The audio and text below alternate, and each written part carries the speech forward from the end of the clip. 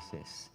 So without further ado, to set the scene for AV10 embracing the chaos, ladies and gentlemen, Brian Gerrish.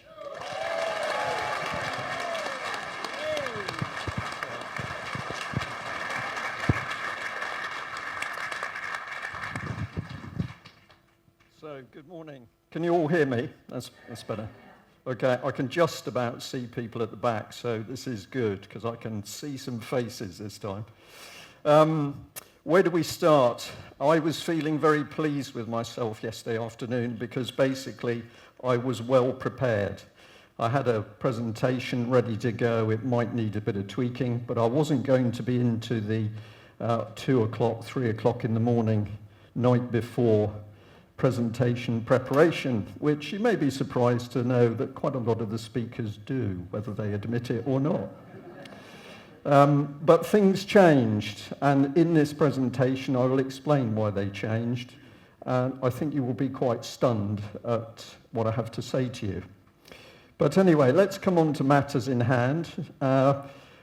Ian always comes up with, what do you want to talk about? And you think, what do you want to talk about? Because you're trying to take a look into the future.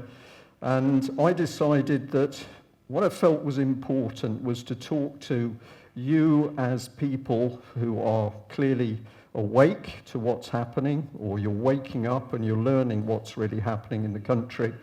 And the moment we get to that point, then the next step is for people to do things. And the thing is that when you come to the point where you want to do something, there's this wonderful little thing that creeps in, which is called fear. And it can manifest itself in various different ways. Maybe your hand shakes, maybe your heart rate goes up, maybe you just get this feeling in your gut. And all of us can experience this depending on what we're doing. And the key thing is, how do you get over that? And the title of this talk is Action Conquers Fear. If you feel fearful, the moment you start to act, you find things change. So that's what I chose as the title. And I'll come on to the mountain scene in a minute. And then I'm going to have to go very quickly because I've had to include a whole new segment in this talk because of what's been happening literally overnight.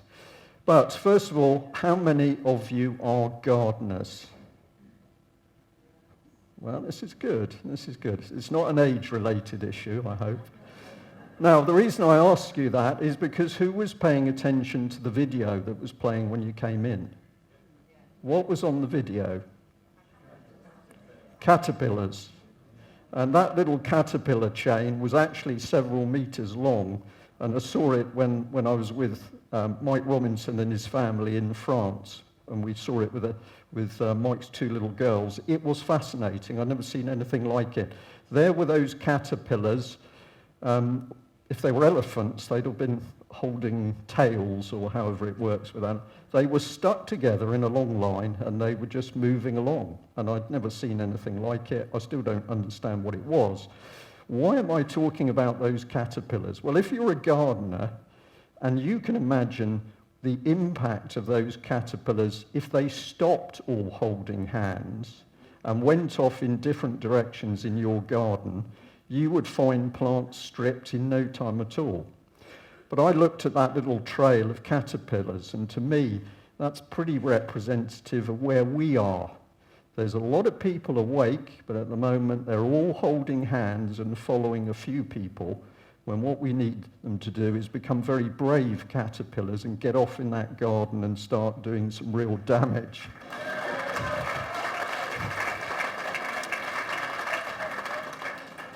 Okay, this is the scene. It's Yosemite National Park in America. This is El Capitan. It's a phenomenal rock face, very popular with climbers. A lot of climbers have died. This is so difficult. I've seen it. I admire people who go rock climbing. There's some fantastic climbers in the world, men and women. There's a very tremendous French lady who's just unbelievable.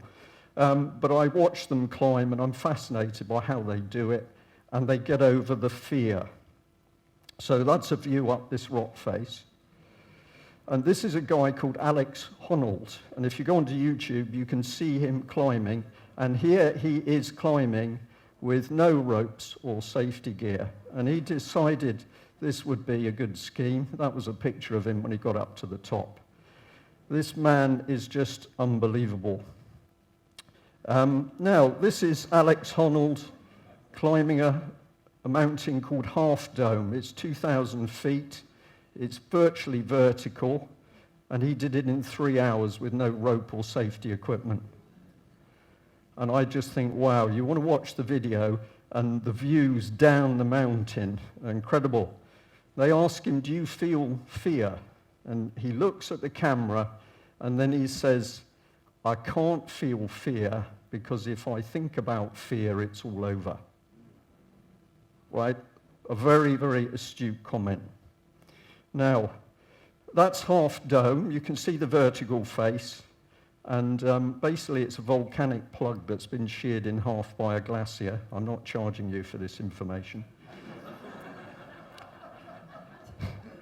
And I just want to say that I have also climbed this mountain. Now it's all changed, isn't it? So I said that I was going to climb this mountain. My wife said it could be cold. You should wear a string vest. Mike Robinson said, well, you should at least wear a UK column T-shirt. I did quite a lot of training. I thought if I'm going to do it, the only way to make an impact is to go up and back twice in a day.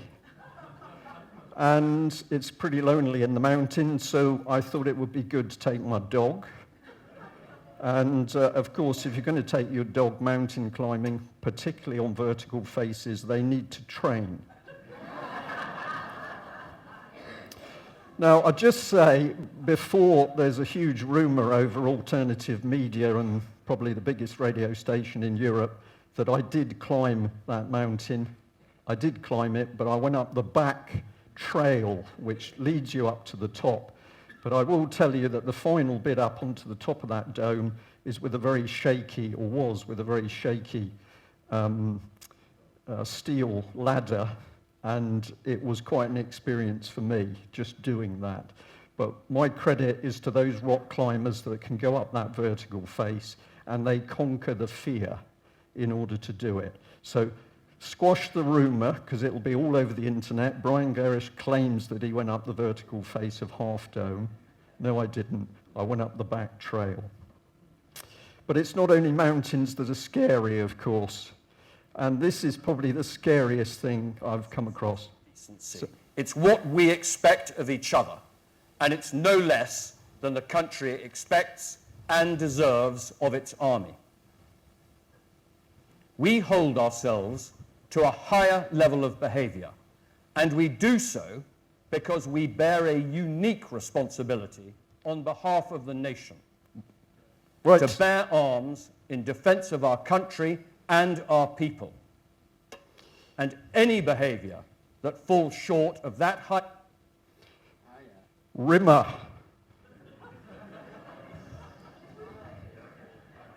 Isn't that the most dreadful video you've ever seen? This is the head of the British Army bollocking his troops for using politicians as target practice on a range.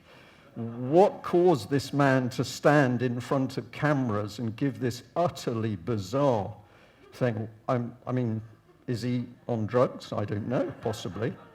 Possibly. Well, maybe we get a clue here, because this is a letter where the Ministry of Defence is acknowledging that the pernicious charity Common Purpose has been helping to reframe people. And if you think I've forgotten about Common Purpose, I haven't. If you don't know what it is, you need to find out about it. Common Purpose is a charity that's been burying itself into the public sector in particular for years to reframe people into their ways and values. And ever since this has been operating, since 1985, we have seen particularly public officials starting to behave in very bizarre ways. Not an accident. So, weird video, but what have we got working within the system? Common Purpose.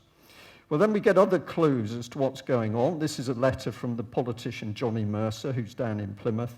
And in this letter, he just acknowledges very calmly that there's been defense meetings where George Soros and David Miliband are key participants.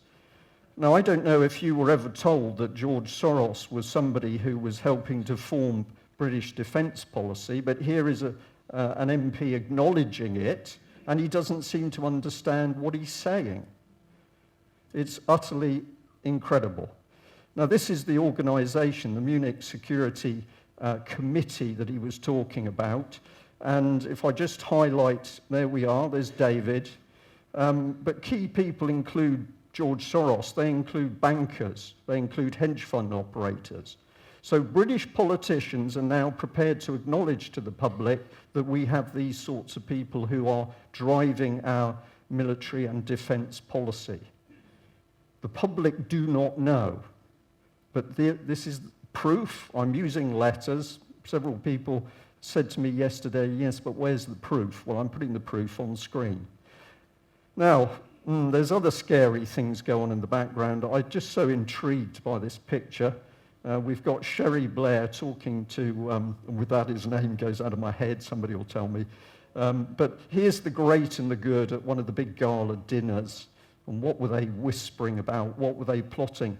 If you remember, Sherry Blair was the lady that was taking consultancy money from the Albanians to advise them on their legal system. That was a tremendous talk by an Albanian gentleman at one of the AV conferences.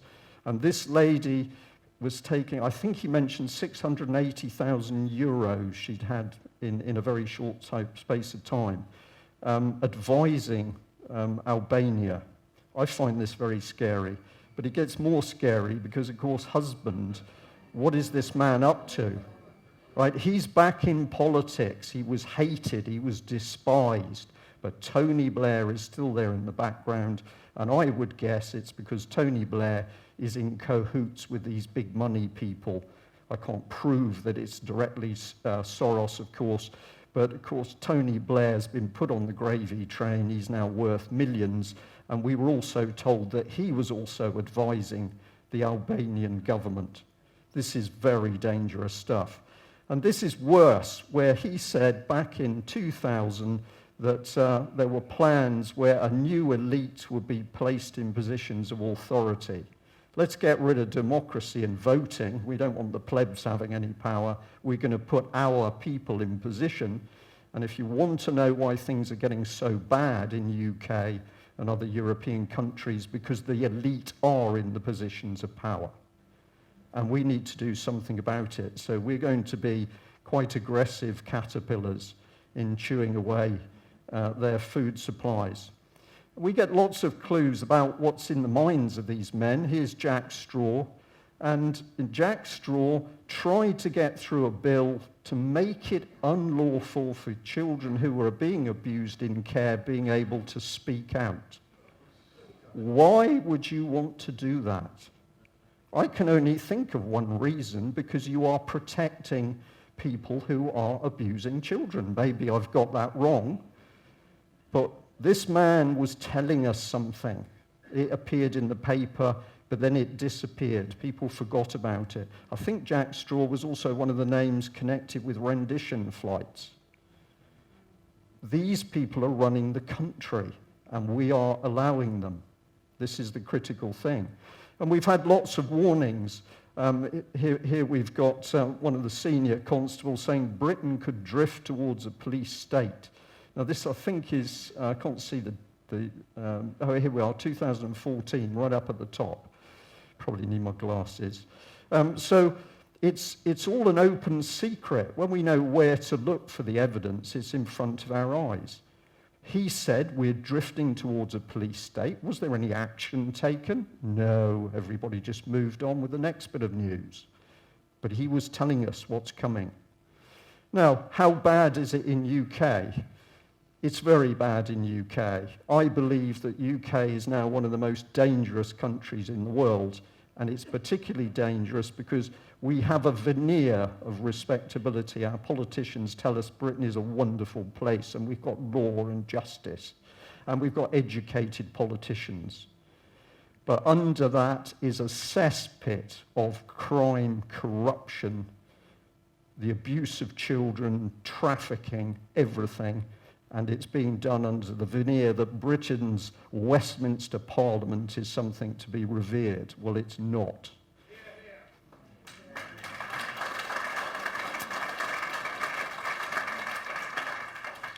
So this is a little video clip of the reality of UK, and it's the police coming into a lady's home to help the teams to section her. We can't discuss it anymore, Emma. It has happened. The choice is yours, okay? You've got to go to hospital now, right? So I'd like you to go out of here and we can walk together out of your property. Can you imagine how you would feel to have police What's wrong with officers town community anyway? Can you not with be social sorted out services in your house to section you? And what's this woman's crime? She raised concerns about child abuse. When she was in the psychiatric unit, we got this phone call one day. You're right, Brian, it's Emma. I've just spoke to someone and they're trying to say that all the professionals think I need medication, so I think they're going to try and get me to take it. And it's my will. Is there any way I can have any solutions to all this is unfair?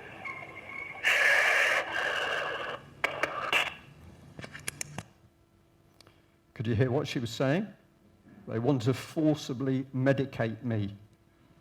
Right? This isn't some third world European, Eastern European country. This is Britain. And this is happening to hundreds of people. They are disappearing not only into prison, as we're seeing with David Noakes and other people, they're being put into Britain's psychiatric gulag. I find this so distasteful, it's difficult to choose the words, because 21 years of my career was supposedly helping to protect Britain from this sort of thing in the Soviet Union or East Germany. And now it's here. It's under the surface. Many people can't see it. But if you want to know how dangerous this country is, any one of us could have the police arrive at our doors. We could be accused of hate crime or harassment. That's common ones that are used. And we could then be carted off to the police station, or they decide that your attitude is so bad it's actually showing signs of mental illness, and you get taken off and sectioned. And if you think by your position that you're a professional, or maybe you're a barrister or a solicitor, you're immune to this, I can tell you you're absolutely not. Welcome to Britain in 2019. So for our world audience, since we're live streaming, I will repeat again, I believe that Britain is one of the most dirty, corrupt countries in the world, and no other nation should be looking at the moment to Britain for advice in solving its problems.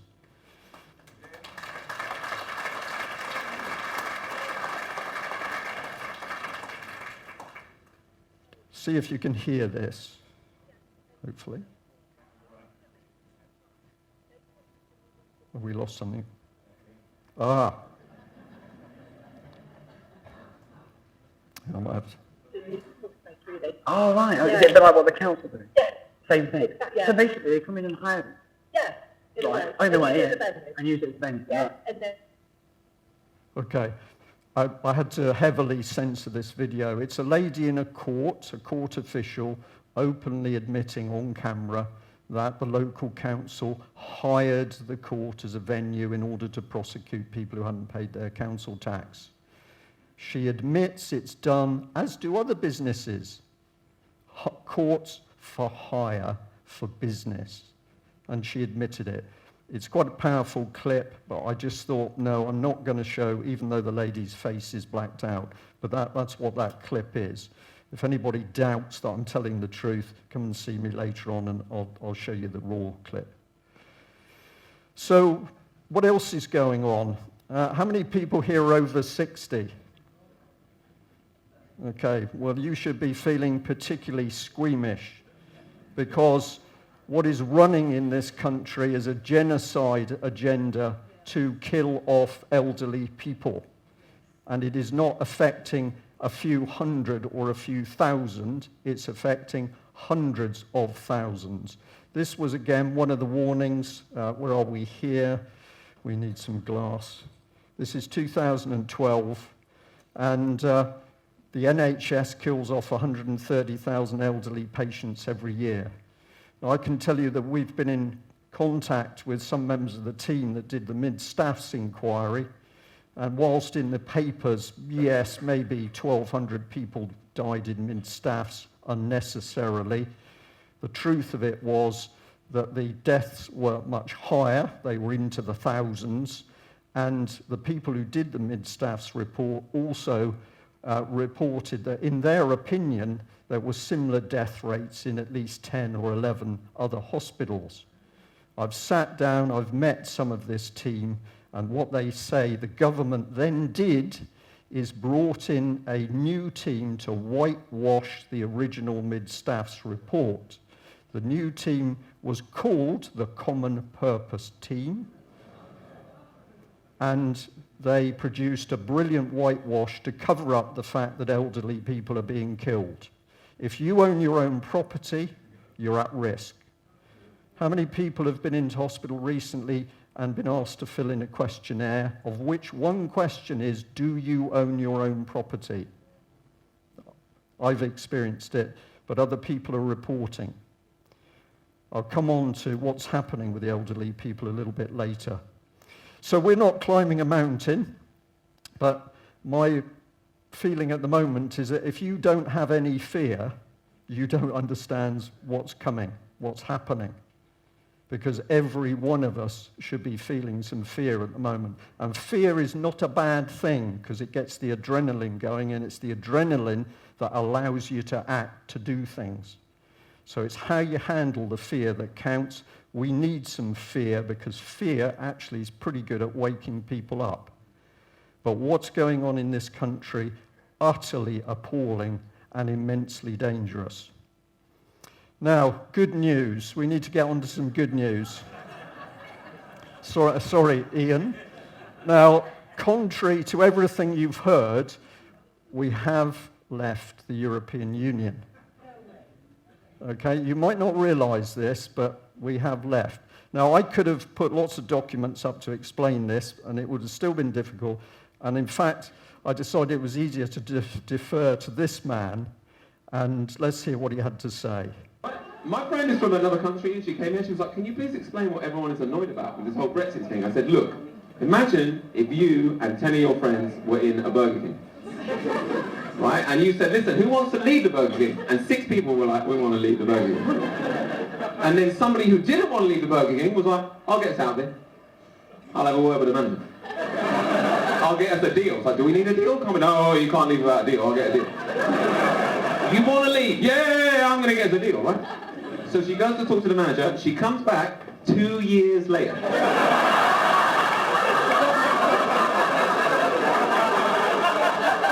She's been trying to leave. The door says push. She's pulling that thing. I can't get us out. She goes, great news. I've done us a deal to leave. What's the deal? We've got to pay the manager £40 million. And then we get to leave. Technically, yes. What do you mean, technically? Well, physically, we'll still be in the Burger King.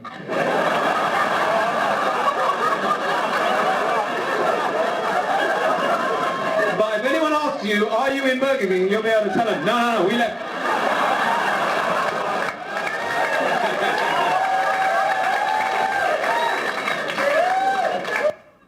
I want to meet that man. Now, I knew a few people found it difficult to hear what he was saying, but did you get the gist of it? Yeah? It is so accurate, it's unbelievable. And that, of course, is what our government has done to us. Under the democratic system, people voted to leave. Have we left? No, we're still in the Burger King. And the unfortunate thing about the European Union Burger King is it makes burgers out of us. Now, here's a man who's back in the news, Nigel Farage. I have stood on platforms and warned about this man for a very long time, because what I say he does is he waves a flag, he gives brilliant speeches, he rallies people to him, and then he makes sure they do nothing. At the point that UKIP, all of the good work by some UKIP people, or a lot of UKIP people, we had 17.4 million people saying, yes, we want to come out. What did he do? He abandoned UKIP. He said he couldn't stay in politics. He was getting death threats and stuff. He wasn't going to do politics, but then he appeared on the stage with Trump.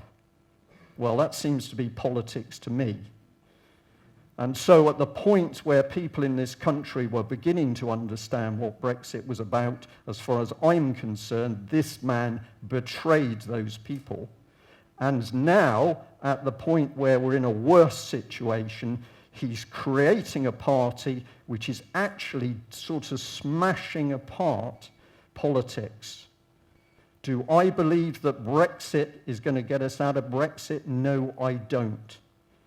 And if you want to start to look at who's driving it, have a look for a website called The Bad Boys of Brexit. Phenomenal work by a politician. I'm happy to be challenged on this, but we are in dire straits, and our political landscape at the moment is being deliberately smashed to pieces so that people are confused and they're in little pockets. And I believe this man knows what he's doing, and if you find that surprising, so be it. So this is the sort of headline that comes with it. Be very afraid. Nigel Farage toys with May as secret weapon into disgrace. What is this crap? Am I allowed to say that? I've just said it. What is this? This is headlines playing with that political situation. And it's very clear that the papers are into this. This lady has betrayed the whole country because the vote was to leave. We have not left. She's been doing something in the background. She's actually been driving us into EU Defence Union. Now, I suspect that David Ellis might talk a bit about this. If you've heard the European Army, forget it. This is nonsense. What they are building is a fully integrated military for the European superstate, and it is called EU Defence Union. It includes Army, Navy, Air Force, nuclear weapons, defence industry, procurement, security, GCHQ, special intelligence services, also includes the police. This is a dictatorship assembling its military under a treasury and under single point European control. Theresa May has signed UK military into that system. The documents are all there. She's done it. And so while she talks Brexit and the delay of Brexit, we are being stripped of every bit of military capability. And if we don't have our own military, we have nothing to defend us as a nation state. She's a traitor. Now, look at this headline. Somebody is saying, this woman's got the attributes of somebody who's been in a cult. Well, this wasn't an idle comment, because the person who made this analysis was this lady, Dorothy Bishop, Professor of Developmental Neuropsychology, University of Oxford. So while we could have a debate on the values of psychiatry and psychology, I paid attention to what this lady says. I'm not somebody who thinks all politicians are corrupt and evil. Undoubtedly such cases exist, and psychopaths often thrive. Well, now we're getting some clues. Here's a professional opinion warning us we should be looking for psychopaths driving the country. Pretty easy to spot some of them, I think. She went on, she said, to me, she looks like a victim of mind control. This is our Prime Minister we're talking about, the one who's making the decisions about our welfare. and who lives and who dies and who has to live on the streets. And now we've got somebody saying, well, there's something the matter with this woman. And if you watch her interviews, there is. But I do think she's boxed herself into a mental state from which she cannot escape. Maybot for her failure to engage with questions. She gets asked questions, she doesn't answer the question, she repeats a mantra. They try asking the question again, she repeats the mantra. She is mind controlled. But this lady gets a bit confused because one minute she's talking about they've done it, and the next minute she's trying to accuse Theresa May of mind controlling herself. What I think Dorothy Bishop is showing us is cognitive dissonance. She can't quite get to grips with the problem, so her brain flip-flops from alternative views. Sorry, was that a good thing to do? So she says this, so the way it looks to me is that she's brainwashed herself into a state of monomania as a way of coping with the situation. Monomania, you just focused on one issue. You won't shift from that issue. So here's the analysis that Britain is now ruled by a Prime Minister who's been brainwashed. I'm on record of being opposed to another referendum because I think a referendum is a terrible way of making political decisions on complex matters. So here she gets away from analysis and into politics. I'm just making sure I'm showing you the right all the article. So it seems the only way to demonstrate the majority no longer wants the Brexit that Brexit is on offer would be another vote. So in this article, she's pretty devious because she's doing analysis of the Prime Minister saying she's a cult victim, but actually she's putting her own political spin in the article. So I just want to be absolutely straight with you, and particularly because I know there are some people in the audience who are still not convinced that the EU is a bad thing. But here she's talking. So if we summarize this, she said she looks like the victim of a mind control. Maybot for the failure to answer questions. She's boxed herself in with a mental state from which she cannot escape. And then she also said, Moonies, this is the commentary on Theresa, Moonies kept their converts awake with activities and surrounded them with fellow believers. It's difficult to think rationally both when sleep deprived and when there's never any escape from the situation.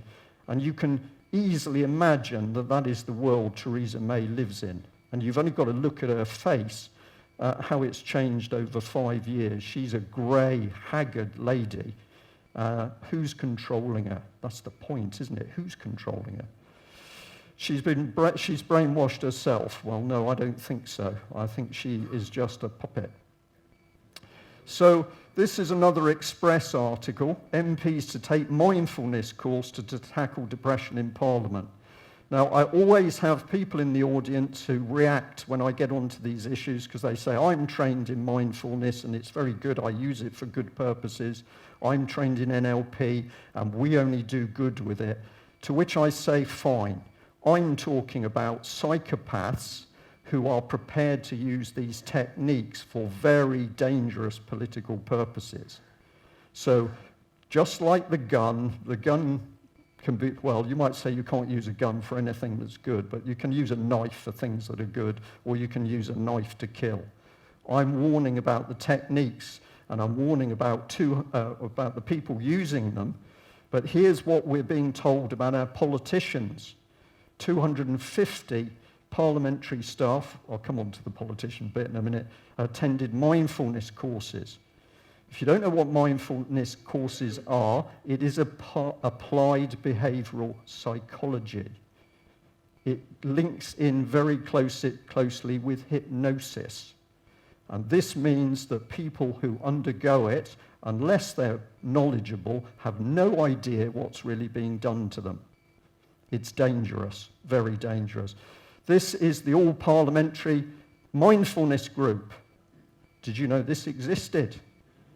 No, you didn't. But this is at work inside Westminster. And if you go having a look, is it for everyone? We come up with this. On occasion, participants in meditation groups or retreats report unusual or unexpected experiences. This can prompt a variety of reactions, from curiosity at one end of the scale to concern or distress at the other. They're acknowledging that you use these techniques and people can have very bad, very dangerous psychological reactions, particularly if they've got underlying mental health issues.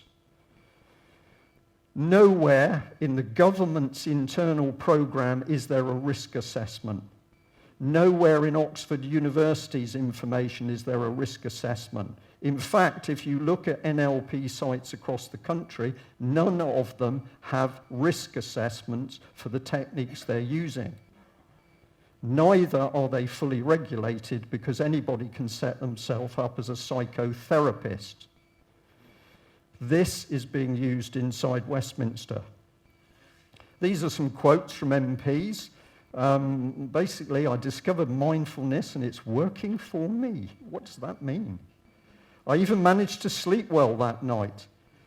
Perhaps these people shouldn't be sleeping because their country is falling apart. Perhaps they should be awake every night thinking about the solutions. Perhaps the mindfulness is now very dangerous because people who should be awake and anxious at night at the state of the country can now sleep and pretend it isn't all happening. So the people that control these courses, very dangerous people. And this one, the course empowered me to reframe my life from insurmountable pressures and problems to tackling issues in proportion and finding an inner calm, restoring quality to every day.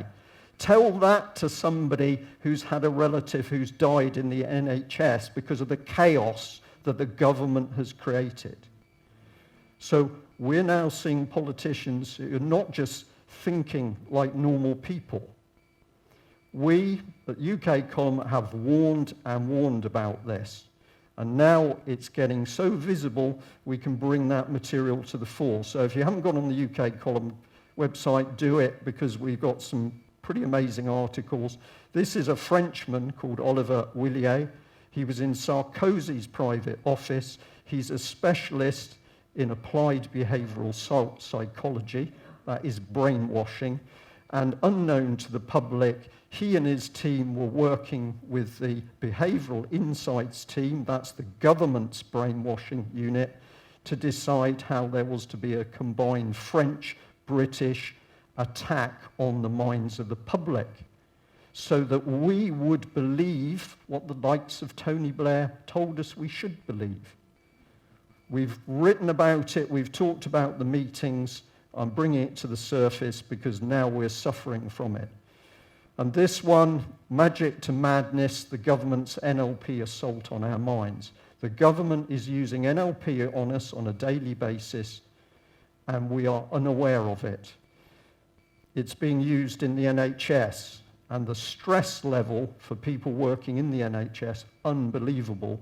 And they're talking about brutal management systems. Brutal. Why? Because people have been reframed. And it gets worse. This is a gentleman. I'm not saying he's doing anything wrong. I'm just pointing out that here's somebody boasting that they are a storytelling narratives coaching expert, and they're giving it to MPs. So you can advance your political career. He'll help you get selected. He'll help you get elected. And he says, my dog would win an election in one of the super safe seats. That's a very demeaning term, I think, to the public. But he's boasting that if you use his coaching, I can get you into positions of power. Get what you want with words. And if you think this stuff doesn't work, it does work. Particularly if you're vulnerable to it because you don't know what's happening. So here he is. I've helped politicians win elections with swings that shame the national average. So it wasn't the politician's own mind working, what they believed they could do to help their constituents, to help make the country better. This is a man boasting, what you say, I will help you with what you say, and that will get you what you want. Now, what he's doing is totally legal, so he's not doing anything unlegal, but I'm saying there's a morality issue here. And people have no idea this is going on in Parliament. The last count, he was boasting that He'd helped, I think it was about 90 MPs, and he's also boasting that he's helped the Conservatives and the Labour to work together. What are you seeing happen as a result of Brexit? We've supposedly got these backdoor deals going on. Here's a man boasting he can help facilitate those. Right? Was he elected? No. Here's the document. If you don't believe a word what I'm saying, it's called Mindspace. Just search mindspace.pdf. And in it, you'll find this document. And it says, this means that citizens may not fully realize that their behavior is being changed, or at least how it's being changed. This is the government boasting that it can change the way we think, the values we hold, and they can do it and we will not even know. My goodness, what would the Nazis have paid for this? Yeah? That's the document. Read it for yourself in that document. And they trialled this on the staff of DEFRA in a £34 million project to see whether it worked on civil servants. And I don't know whether it's a coincidence, but of course, what did DEFRA do after this? We had foot and mouth, where British farming was decimated, and we had horrific funeral pyres of animals. And everybody said how callous the staff of DEFRA seemed. Check it for yourselves. I wonder whether it was the result of the reframing. And what is Theresa May up to? Well, we know that at the moment she's talking about Russia all the time, the Russians. So this is UK column, amazing image that Mike created. If you don't know what full blau is, blau's obviously the blue, full blau was the Nazi attack on the oil fields down in Ukraine. And we are warning people, Barbarossa's coming, the Nazi attack on Russia, and full blau is coming, and these people are already making the steps. If you don't believe me, this is documentation from the EU. It is constructing what it describes as super strategic military highways. These are only designed for one thing, and that's to get vast numbers of troops and material to the Eastern Front. And you are paying for it because we are still in the European Union. So this was a lady called Violetta Bulc, and she says, it was developed in the context of our President's commitment during his State of the Union speech in September 2007 to have a fully fledged defence union in place by 2025. Why can they say that? Because it's virtually in place now. And the other thing that the EU has announced quite freely is that Africa is a place where we need to be able to act as Europeans, and for that we created the European Defence Union. Africa's got enough problems with poverty, and lack of employment, and the countries being ripped apart. What's the EU boasting it's going to do next? It's going to send EU military into North Africa. Come on, people. This is so easy to see what's being built here. This was a UK column image, Africa Core EU 2025. This is one of Mike's slides so far. Despite the biggest support of the UK and its allies to Kenya, Nigeria and Mali, as well as other troop contributing countries, none seem much closer to developing able and accountable and legitimate support security forces. We're not going to help them with hospitals or education or poverty. They need our military support. Our military support includes what? Security, police, intelligence services. What's happening in Europe? A little video clip showing arbitrary searches of people before they get on a tram. This, I think, is in Brussels. It's already starting, right? You're traveling freely. No, you're not. Somebody's going to go raking through your handbag. And this was from a few years ago, 2014. French homeless forced to wear yellow triangles in the city of Marseille. And what many people said is, this seems to remind us of something. Okay? I'm not making it up. It's been reported freely, but people are not connecting the bits. And what is behind this? The complete change of UK society. David Cameron declared when he was Prime Minister, big society. Nobody really paid any attention. He said the whole of UK society was going to be changed, and that included the way we governed ourselves.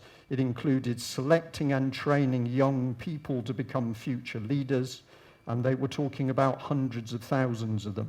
It is all happening. It's continuing. It continues whether Labour's in power or the Conservatives. The whole of our society is being changed, and as I've told you, they're using brainwashing, including with help from Mr. Willier there up at the top, to do it. Down at the bottom right is Saul Alinsky, essentially a socialist, could say communist, but communitarian, wanted to overturn Western democracy. You've got to do it from the inside and wreck it and pull it apart. I haven't got the document with me, but Saul Alinsky is part of both Labour and Conservative politics. Okay? So if you think this party system is real, it's not. It's a puppet show.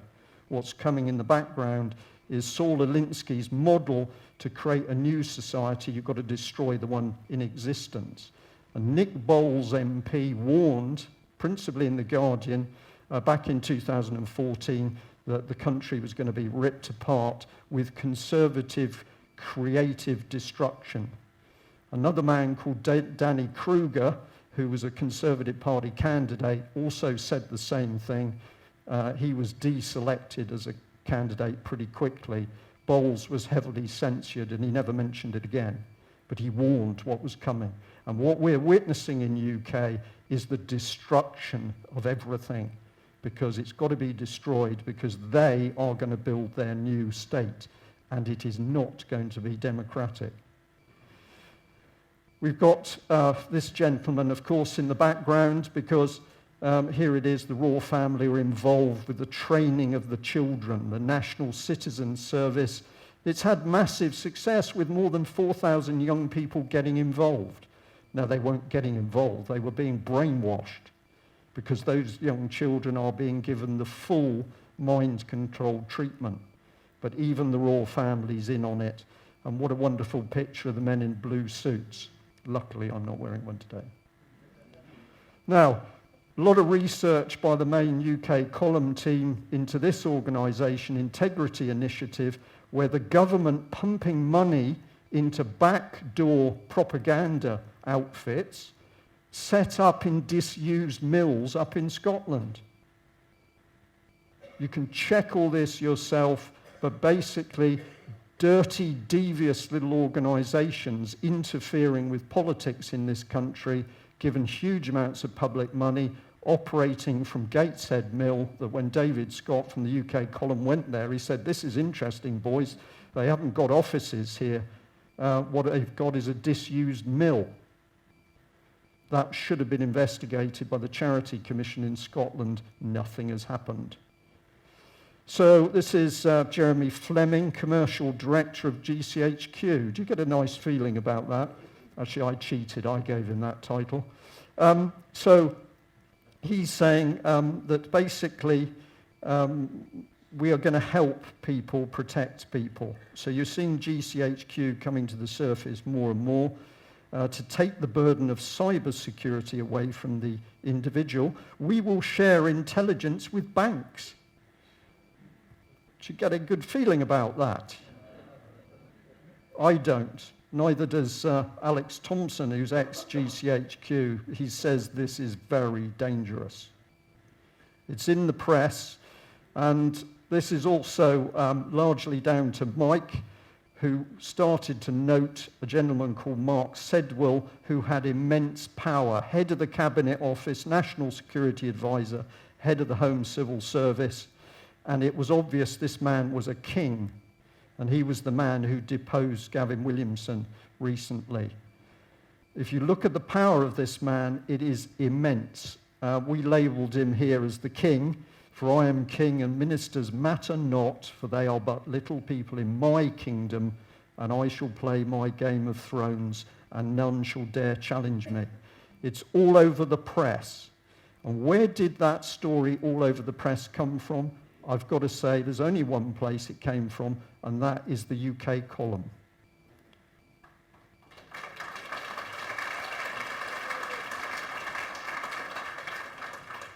So this is just part of what he's involved with, but he's not only running the civil service, he's actually head of all that intelligence gathering system. And he runs the budget. Who is this person? Who put him in power? Why do we allow this man to have this power? It is unbelievable. So there's the veneer of Britain and the democratic state, and underneath it, this makes the Soviet Union or East Germany look like child's play. It's there, hidden in plain sight. And of course, what was this man sort of involved in? Well, oh dear, we lost 114 files which were talking about Westminster and child abuse. We lost them. It's unfortunate. It happens. We lost them. So there's an amazing film clip where Mr. Sebwell is being interviewed by Keith Vaz. Do you remember Keith Vaz? He was on film in a murky flat with some rent boys. And what appeared to be going on is, let's get some drugs before we start the party. That was to be investigated by the Parliamentary Standards Officer. We're now 4 years later. Nothing has happened. Why do they cover up the child abuse? Because the abuse of children is the ultimate tool of blackmail. You could have committed a murder, somebody's got a hold over you, but you do a bit of drugs, you can be a politician, whatever you do, not a problem, not a problem. But you're involved with the abuse of children, bang, they've got you. This is not credible. They lost 114 files. And here's the ICSA inquiry, utter whitewash, where there is no real investigation into what's happening to children. This is just theatre. I've got to switch from that. Utter theatre. So lots of stuff happening in this country. We've got immense fear coming up over Muslims and Islam. That fear is being deliberately created. And if we fall into the trap of fighting with other people in this country or focusing on them, we're doing what the people really driving the agenda want. They want to divide and rule. You can't do all this without controlling the press. And when research is done, it's pretty obvious that the press is not free at all. It's controlled by the same globalists that are sitting helping control our defence policy. So we've got to educate individual journalists, and they are beginning to pay attention, but we've got to be active caterpillars.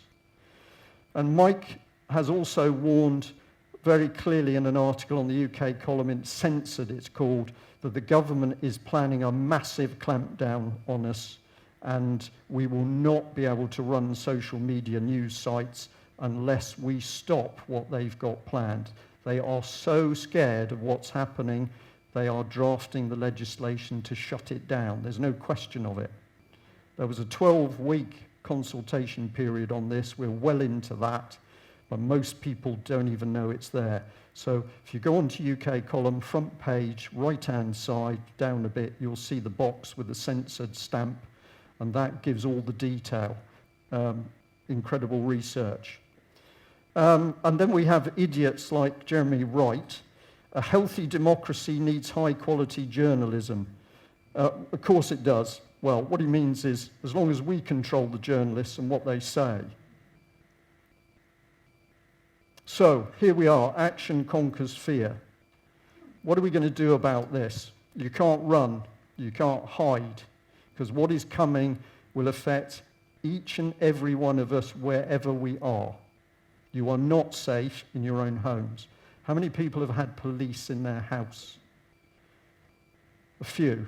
It's not a nice experience, even when they were quite nice police. Okay? My little joke on this is that I live in a cottage, and the lower part of the cottage, the ceilings are very low. Not a problem for me, of course. But if you are a very tall police officer and you're in my hall, You have to stand like this. And that is where they stood for the whole time they wanted a discussion with me.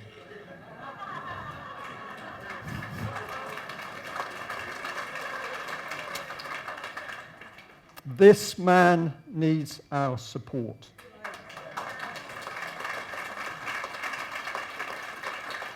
Right, look at what he has been through. Look at what he has been through. Look at what he really did. He exposed the deep state murdering and torturing people. And now he's persecuted. If I had time, I'd show you the little video clip of our politicians crowing and cheering in Parliament when he'd been arrested.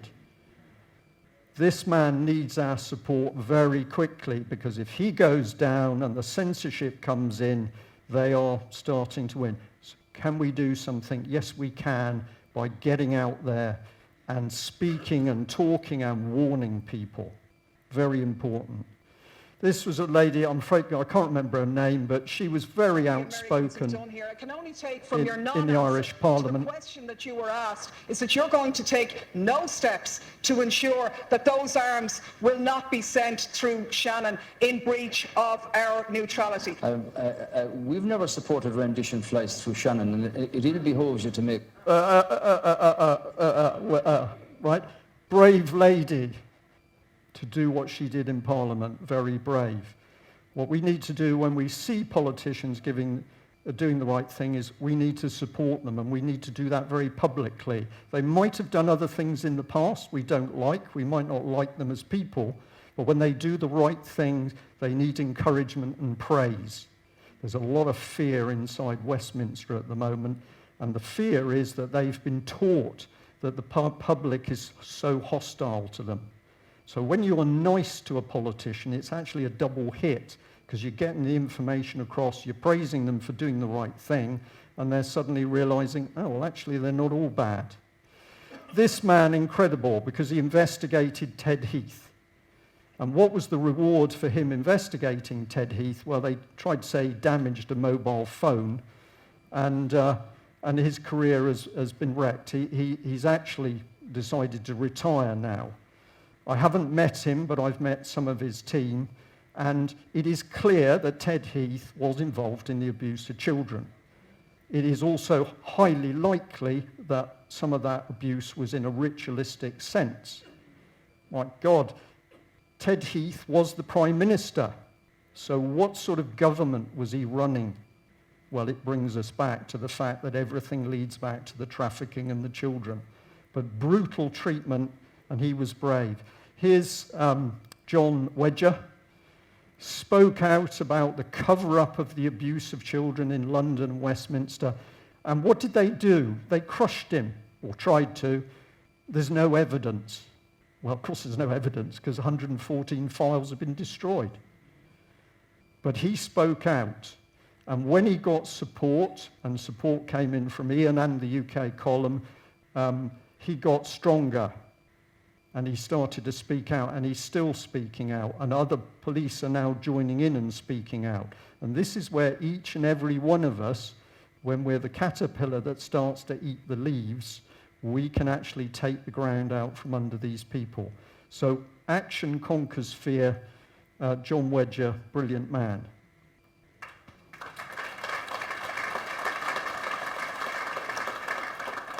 Go back to the early days when I didn't know very much, and I got a phone call from a man called John Harris, started to talk to me about amazing things to do with the law and how the law had been subverted and how common law had been wrecked. And eventually he came to see me. But as a carpenter, he took on a lot, and he even put in a petition to the Queen which proved that the Queen had accepted mediatisation. Basically had given away her powers to keep the money and the glory and the trappings. Right? This really is treason. But the word is, I've forgotten the word now. So what he discovered was incredible. He started to give talks, but we helped him do his first talk, which is in the little Methodist hall in Totnes. He was shaking. He was very, very, very nervous, but he got over it. he did his first talk, and then he went on to give more and more talks. And I'll just finish by saying, although he's not with us anymore, when John was getting in a bad position, he declared that everything he talked about was rubbish. Absolutely untrue. 80% of what he talked about in the beginning was absolutely correct. And here's a brave man, Bill Maloney. Let's get the dog in the photo.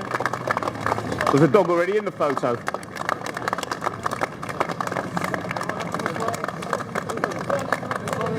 the smiles up. Thumbs up. Nick, 4 years ago, I asked you, what were you going to do about institutional paedophile operating in this country now? Your reply to me, Nick, was, I don't know what you mean by institutional paedophile rings. Do you understand what I was talking about 4 years ago now, Nick, and stay in my eyes? Talking about taxes, thanks very much. Oh, thank you. Gotcha. What about Leon Britton? When are we going to get him out? What about... Immense courage.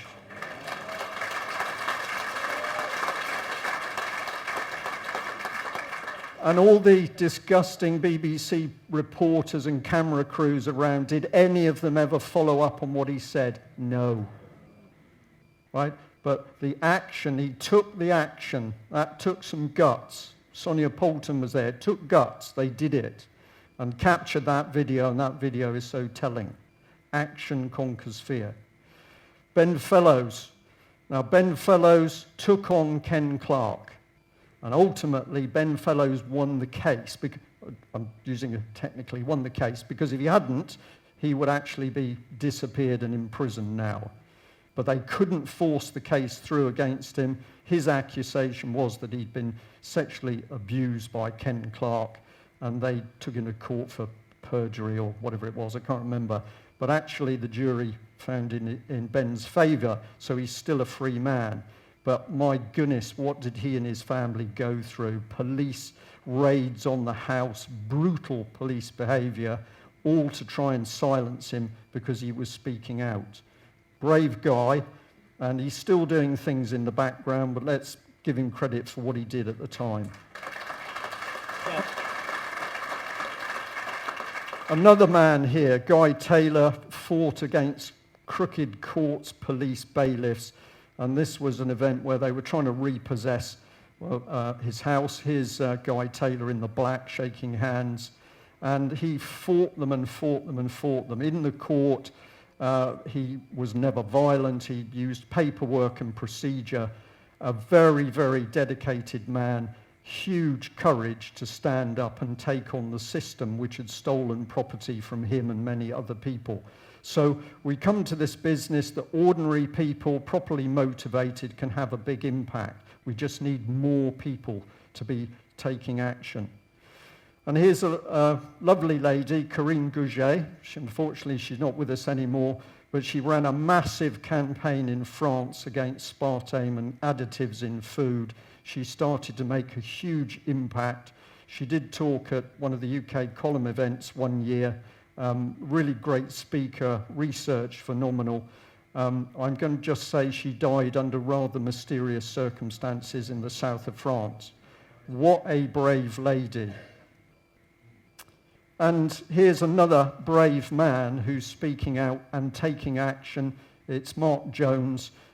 Just listen to what he says. It was a really difficult little interview clip on a phone. But I've come across multiple cases where the pattern is an elderly person is described as having dementia or other mental capacity issues. They are taken into a hospital or put into a nursing home. They are restricted on who they see or who are allowed.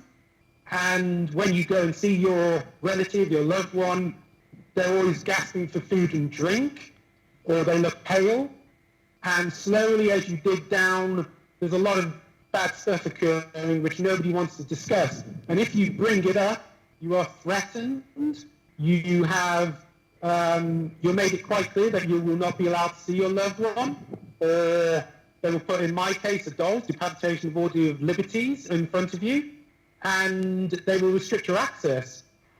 If you want to go into my mum's case, I was escorted into a nursing home which is known to have multiple errors, multiple deaths, by 2 social workers who prevented me having any cameras or any way of recording the fact that mum wanted to leave, and an independent medical expert wanted to see my mum, and it wasn't allowed in the building. And they made out she was dying when she clearly wasn't. And then the coroner destroyed the evidence at the, and these are not uncommon stories. They're happening. They're not uncommon stories, they're happening. Right? There was a Twitter handle there, Dr. Jones AA. I'm going to talk about Twitter a bit, but if you go on there, he's documented case after case. What they're doing with elderly people is they are dehydrating them, because if you dehydrate an elderly person, you induce confusion, dementia-like symptoms, and the moment those have appeared, then you can get them on the medication, and they go downhill even further, and then of course you can get them onto the morphine, and they disappear. A really unpleasant topic, because Dr. Jones is medically qualified, but as a researcher never works as a GP, but he's extremely knowledgeable. He's now being contacted by undertakers who are desperately concerned about, the condition of bodies they're receiving. So they're receiving elderly people who only weigh 6 or 7 stone. And they're also now receiving bodies of children in emaciated condition, and they believe that the children is because they've had blood withdrawn from them. Now you can think I'm standing up on stage and making this lot up. I absolutely am not. Dr. Jones is one of the people who's done a huge amount of work. He cannot cope with a number of families calling him to say it's happened to my father, it's happened to my uncle, it's happened to my relative. Dangerous, dangerous stuff. And this, of course, is getting rid of the useless eaters. It's gone quiet. I want to give you some good news. This lady, brutalized in prison, denied medical attention, kept in solitary confinement for over 18, probably 19 months, until she was in such a bad state that she was ultimately moved into Rampton. All communications cut with anybody who's ever supported her. So we have not known whether this lady has been dead or alive for about 6 months now. I can't tell you, I'm going to tell you something I can't explain anymore, and I can't explain the reason why I can't explain it, but I can tell you we do know this lady is alive. We do know that actually she has still remarkably got her mental state together. She's not able to get outside yet, but that may improve. But the good news is there is now contact with this lady, but I can't give you more details because we've got some idiots on social media concocting all sorts of stories out of nothing around this lady. The reason UK Column doesn't say much is because it is so delicate. This lady needs to be freed of the system, and we've got idiots producing programs claiming to know stuff about them. They know nothing. They know nothing. But she is at least alive and in a relatively good mental state. This lady is suffering in prison. Only recently was she given a wheelchair so that she could move around and have visitors attend. The Hampstead abuse case is real. It was always real. And I come back to what I did. I met the mother, I met her partner, I have spoken to the little boy, I did not speak to the girl, but I also know the other person who had access and could speak to the whole family, and I know what went on in the background with the police, which included police threatened overnight so badly that they were gibbering wrecks in the morning. This case was real. This lady was a little bit naive.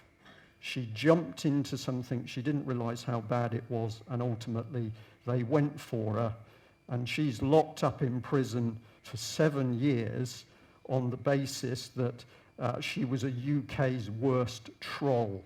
Did she stab anybody? Did she kill anybody? The worst she is accused of being is she said nasty things about people, and she's locked up. Why have they locked her up? Because she's highly intelligent and she knew what she was looking at. I'm being ruthless here because there are some old-fashioned word, it's prat. There's some prats at the moment claiming they're working in the truth movement and social media, claiming that this is not real. Absolutely real, and that is why the British state had to cover it up and had to incarcerate a 74-year-old lady suffering with desperate arthritis. Am I happy to say this? Yes, because I write to her in prison. Yes. Are you saying, have I seen them or? Correct. Yes. That is one piece of evidence that stands on its own, but there are other pieces of evidence. Now, here's a brave man. Well, two of them actually, because we've got Ian Crane, who's also stood up to be counted. So well done, Ian.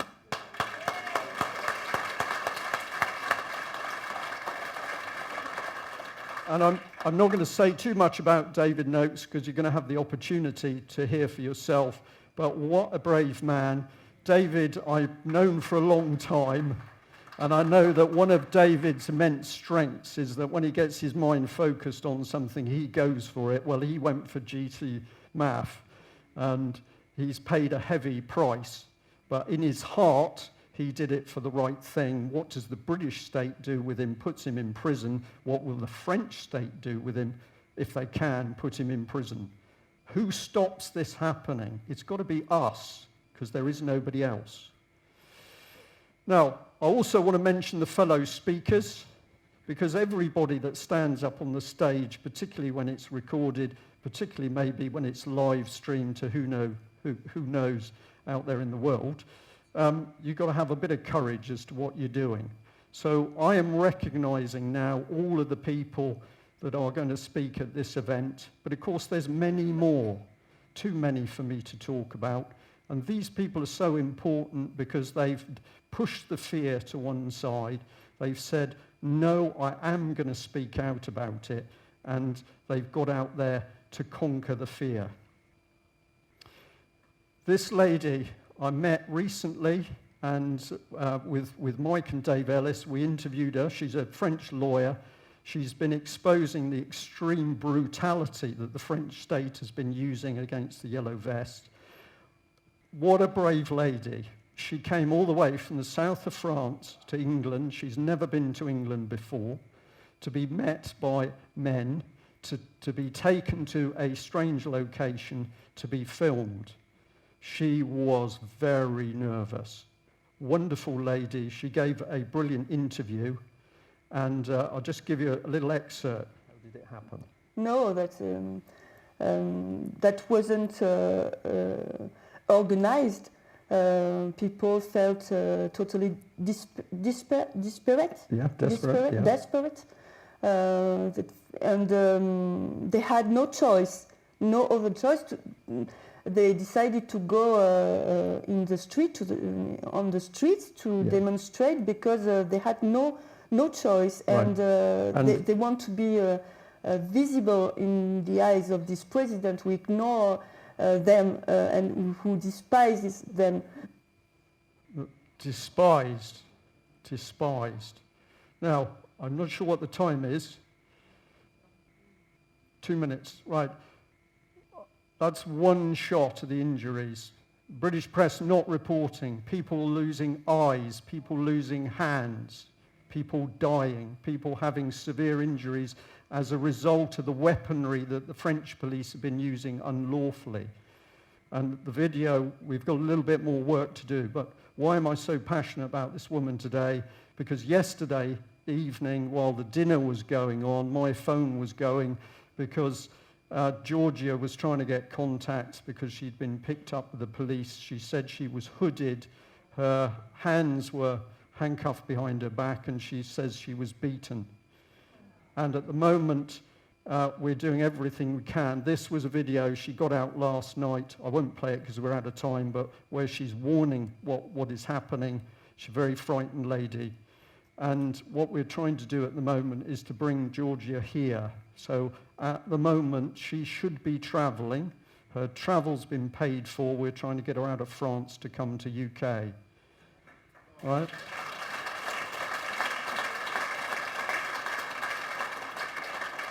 Now, I'm so glad I'm out of time. Here is a man I've got to recognise because Robert died recently. This man has done so much work to highlight the abuse of children. I visited him in hospital about 30 hours before he died. I had a good conversation with him. He was upbeat, he was calm, he was relaxed. He was not worried about dying. And what he said to me is, please tell my supporters they must fight injustice wherever they find it. What a remarkable man. Very, very brave.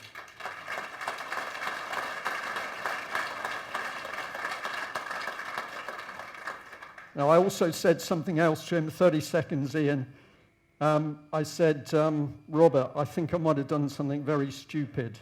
And he said, what's that? And I said, well, you remember that we've played some music together? And he said, yes. And I said, well, I've been invited to do a talk at AV10, and the subject of my talk is Action Conquers Fear.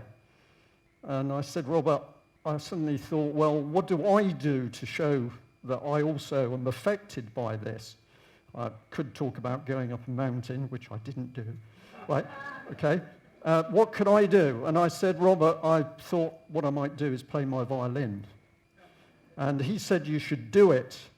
And then a lady called Ruby, who I also told, said, this sounds like Fear and the Fiddle. So I have my violin here. I was going to shock Ian by giving you a little bit now, but I'm out of time. So my promise to you is I am prepared to reveal that I'm happy speaking to people, but playing the violin for people is a different kettle of fish. I'm happy at some stage over the weekend to play that music to show I have to get over my fear.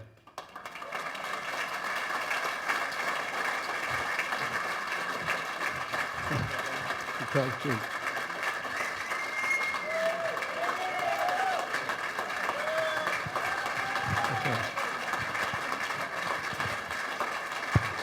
Mr. Brian Gerrish. Yeah. Who of course, would only be half the man he is without the wonderful support of his ever-suffering wife. And my dog, of course. And my dog. And Mike Robinson. Yeah.